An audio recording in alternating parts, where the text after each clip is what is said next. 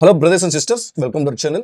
నేను ఆంధ్రప్రభలో వాలంటీర్స్కి సంబంధించి ఒక ఆర్టికల్ రావడం జరిగింది. ఏ న్యూస్ పేపర్ ఆర్టికల్ అండి? ఆంధ్రప్రభ. అందులో భాగంగానే మన సబ్స్క్రైబర్లో చాలామంది, మన ఛానల్ చూస్తున్న చాలామంది ఆ యొక్క ఆర్టికల్ గురించి ఎక్స్ప్లెయిన్ చేయండి, అసలు వాలంటీర్స్ గురించి, వాలంటీర్స్ గ్రామ వార్డు సచివాలయంలో ఉన్న వాలంటీర్స్ గురించి ఆర్టికల్లో ఏం చెప్పారు అనేది ఎక్స్ప్లెయిన్ చేయండి అని చెప్తా ఉన్నారు. నేను ఆర్టికల్లో ఏం రాశారు అనేది ఎక్స్ప్లెయిన్ చేయడానికి నేను ప్రయత్నిస్తాను. ఓకే, సో వీడియో నచ్చినట్లయితే లైక్ చేయండి, కొత్తగా వస్తే సబ్స్క్రైబ్ చేసుకోండి. టాపిక్లో భాగంగా మీకు స్క్రీన్ మీద చూపిస్తున్నాను చూడండి. వాలంటీర్లపై సమీక్ష సంబంధించి నేను ఆర్టికల్ వేయడం జరిగింది. ఈ యొక్క గ్రామ వార్డు సచివాలయాల్లో ఎవరైతే గతంలో వాలంటీర్స్గా విధులు నిర్వహించారో వాళ్ళు, అందులో కొంతమంది వాలంటీర్స్ రాజీనామా చేశారు, కొంతమంది వాలంటీర్స్ రాజీనామా చేయలేదు. ఓకే, సో ప్రభుత్వం ఏర్పడిన తర్వాత వాలంటీర్లపై సమీక్ష నిర్వహించి వాలంటీర్స్ సేవలను కొనసాగించాలా లేదా, కొనసాగించినట్లయితే వాళ్ళు అందులో మళ్ళీ భాగంగానే వార్డుకి సంబంధించి, గ్రామాలకు సంబంధించి ఒక రిపోర్టులు కూడా తీసుకోవడం జరిగింది. దాని తర్వాత ఎటువంటి నిర్ణయాలు తీసుకోలేదు గ్రామ వార్డు సచివాలయాలు పనిచేస్తున్న వాలంటీర్స్ గురించి. బట్ నిన్న ఆంధ్రప్రభలో మాత్రం ఒక ఆర్టికల్ వచ్చింది. ఆర్టికల్ ఏం చెప్పారు? ఆ ప్రక్రియ మొదలైనట్టు చెప్తున్నారు. ఇందులో ఆర్టికల్ ఏం చెప్పారు అంటే, ఎవరైతే మెరుగ్గా పనిచేశారో గతంలో వాలంటీర్స్, ప్రజలు మన్ననలు పొందారు, ప్రజల పట్ల ఐక్యతతో ఉండి ప్రజలు కోరుకుంటున్నారో వాలంటీర్స్ని, అలా మెరుగ్గా ఉన్న వాలంటీర్స్ని కొనసాగించాలి అనేది ఆ ఆర్టికల్ సారాంశం. సో అందులో భాగంగానే మళ్ళీ ఎవరైతే గతంలో వాలంటీర్స్ సరిగ్గా పనిచేయలేదో, ప్రజలకు దూరంగా ఉన్నారో వాళ్ళని తొలగించాలి, వాళ్ళని తీసుకోవాల్సిన అవసరం లేదు అనేది కూడా ఆ ఆర్టికల్ యొక్క సారాంశం. అలాగే పనితీరు లోపల ఉన్న వారిని తొలగించవచ్చు అనే అవకాశం ఉందని చెప్తున్నారు. అలాగే క్యాబినెట్ సబ్ కమిటీ ఏర్పాటు చేసే అవకాశం ఉంది. సో ఆర్టికల్లో కూడా ఏం చెప్పారంటే, ఈ యొక్క వాలంటీర్స్ పనితీరుపై, వాలంటీర్స్ కొనసాగింపుపై ఒక సమీక్ష ఏర్పాటు చేయడం జరిగింది. ఆ సమీక్షలో భాగంగానే క్యాబినెట్ సబ్ కమిటీ ఏర్పాటు చేసి వాలంటీర్స్ సంబంధించి విధి విధానాలు, వాళ్ళని ఎలా కొనసాగించేట్లయితే ప్రజల నుండి ప్రతిపాదనలు కూడా తీసుకోవాలి అనేది ఆర్టికల్లో సారాంశం. ఓకే, అలాగే ప్రతి సోమవారం సమీక్ష అంటే జిల్లా కలెక్టర్ గారితో ఇది ఓన్లీ వాలంటీర్స్ గురించి అనే కాదు.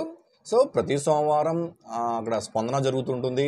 కలెక్టరేట్లో ప్రజల సమస్యలు, ఉద్యోగుల సమస్యలు తెలుసుకుంటూ ఉంటారు. ఆ సమస్యల పరిష్కారానికే వీళ్ళు ముందుకు వెళ్తూ ఉంటారు అధికారులు. అందులో భాగంగానే ఈ వాలంటీర్స్ గురించి కూడా ప్రస్తావన రావాలనేది ఒక సమీక్షలో తెలియజేశారు. ప్రజల ఫిర్యాదు ఆధారంగా నిర్ణయాలు.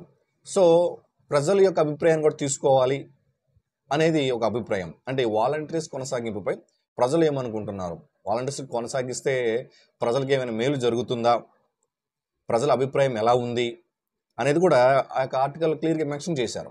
ప్రజల అభిప్రాయం సేకరిస్తారు వాలంటీర్స్ కొనసాగింపుపై, ఎవరిని ఉంచాలకైతే ఎవరిని తొలగించాలి, అదే అని అన్ని భిన్న అభిప్రాయాలు ఉంటాయి కదండి. ఒక వ్యవస్థపై ఒక భిన్న అభిప్రాయాలు ఉంటాయి.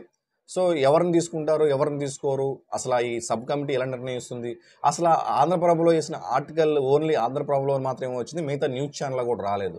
బట్ మిగతా న్యూస్ ఛానల్లో కూడా వచ్చిన తర్వాత మనకు ఒక డిసిషన్కి రావచ్చు. అప్పటి వరకు మనం ఏ డిసిషన్కి రాలేము, అది కూడా చెప్తున్నాను నేను.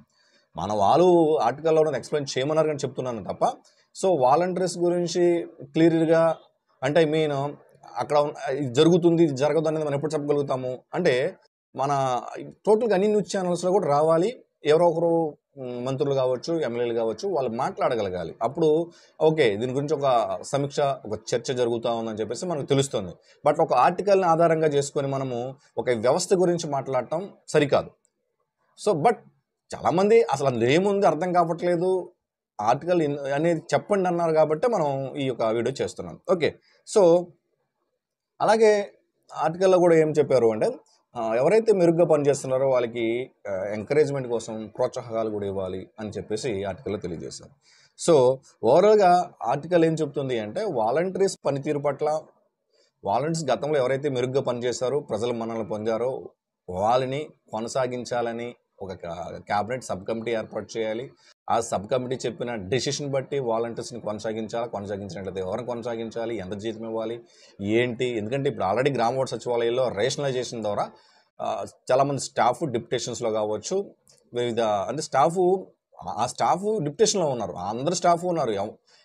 గతంలో ఉన్న ప్రతి సచివాలయం స్టాఫ్ అందరూ అందుబాటులో ఉన్నారు. బట్ రేషనలైజేషన్లో కొన్ని పోస్టులు సచివాలయాల్లో కొన్ని పోస్టులు లేని చోట, ఉన్న చోట అక్కడ ఎవరైతే ఉన్నారో వాళ్ళ డిప్యుటేషన్లో వివిధ రంగాల్లో, వివిధ డిపార్ట్మెంట్లలో వాళ్ళ యొక్క మదర్ డిపార్ట్మెంట్ అవ్వచ్చు, లేదా అలా అవసరం ఉన్న డిపార్ట్మెంట్లో కూడా జూనియర్ అసిస్టెంట్ల కింద వేరే వేరే చోట చాలా చోట్ల వాళ్ళని వినియోగించుకోవడం జరుగుతూ ఉంది సర్వేల్లో.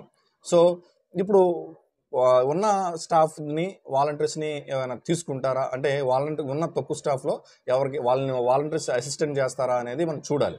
అంటే ఆర్టికల్ చిన్న ఆర్టికల్ అండి, అది దాన్ని బేస్ చేసుకొని మనం చెప్పలేం.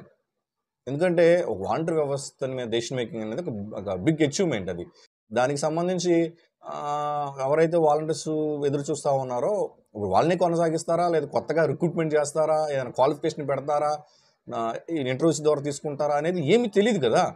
సో ఆర్టికల్లో మరి ఒక సబ్ కమిటీ ఏర్పాటు చేయాలని ఉంది, బహుశా జరగవచ్చు, మనం అది చెప్పలేం కదా. ఆర్టికల్లో వేసారంటే ఏదో ఒక చిన్న ఇన్ఫర్మేషన్ ఉంటుంది వాళ్ళ దగ్గర, బట్ అది ఎవరు న్యూస్ ఛానల్లో చూపించలేదు, మరి అది ఎంతవరకు తెలియదు. బట్ ఈ ఆర్టికల్ అయితే అది చెప్పడం జరిగింది. ఓకే, ఏమైనా డౌట్స్ ఉంటే కామెంట్ చేయండి. సో ఆర్టికల్ ప్రకారమే ఆధారంగా చెప్పాను తప్ప పూర్తిగా మనకి ఇన్ఫర్మేషన్ రావాలి ఇంకా. ఓకే, అందరూ బాగుండాలి, అందరూ మంచి జరగాలి.